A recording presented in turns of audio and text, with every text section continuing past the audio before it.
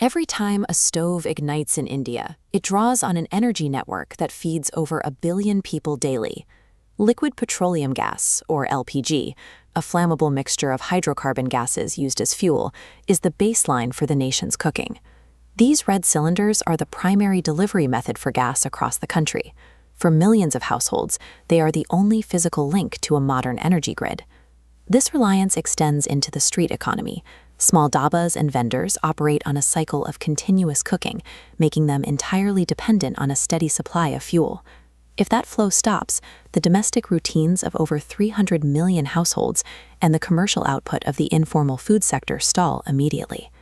That flow was recently interrupted by the Iran-Israel conflict. Hostilities in the Middle East led to a sudden blockage of the maritime routes used to move gas from the Persian Gulf to South Asia. The center of the disruption is the Strait of Hormuz.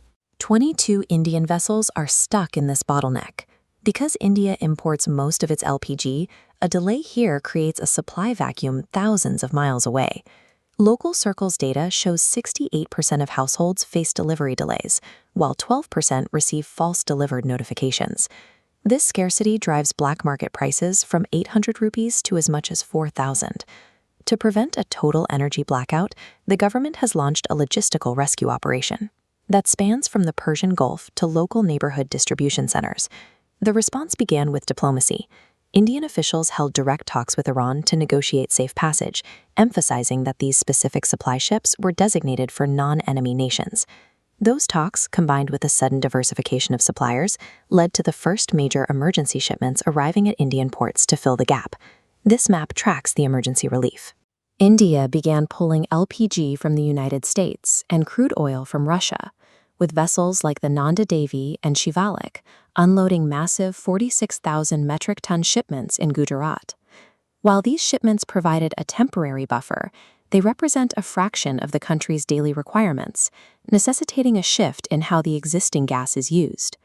Foreign diplomacy secured enough fuel to avoid a total collapse, but domestic rationing became the only way to manage the ongoing delays in the Middle East.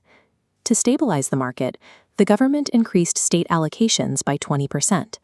This move was designed to bring the total national supply back to 50% of what it was before the crisis. This 50% is strictly prioritized. It is funneled toward community kitchens, dabas, and industrial canteens to ensure that the workforce remains fed while domestic supplies are tight. To reduce the strain on physical cylinders, the state is pushing commercial users toward PNG, piped natural gas. This is methane supplied through high-pressure underground pipes rather than portable tanks.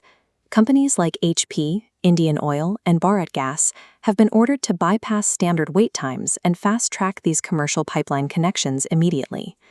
By migrating large-scale commercial users onto the underground pipe network, the government is freeing up millions of physical cylinders for rural and residential homes that lack pipeline access.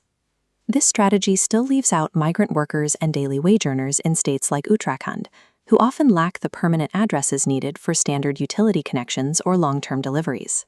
For them, the government activated a free trade LPG, or FTL, policy. This allows individuals to purchase 5-kilogram cylinders at retail outlets using only a basic ID, removing the need for a local distributor. To bypass backlogs, BPCL launched a pilot for the country's first LPG ATM in Gurugram. It's an automated vending machine removing human middlemen from transactions. The process is purely digital.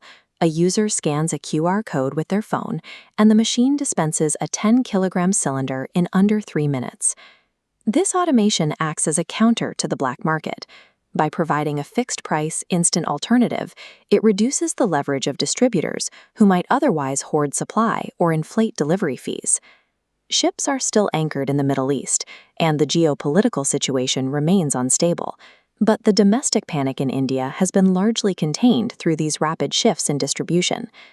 This crisis has forced a real-world test of India's energy grid, exposing vulnerabilities in how the country manages sudden supply drops. The forced adoption of underground PNG pipelines and the successful test of automated LPG dispensers have accelerated changes in how gas is moved through urban centers. When maritime routes return to normal, the system will have new protocols in place. These methods, where pipeline migration and automated vending, provide a framework for managing future logistical disruptions. We want to see how these changes are affecting your area. Comment with your state and district below. Are you still seeing shortages, or has the supply in your neighborhood stabilized?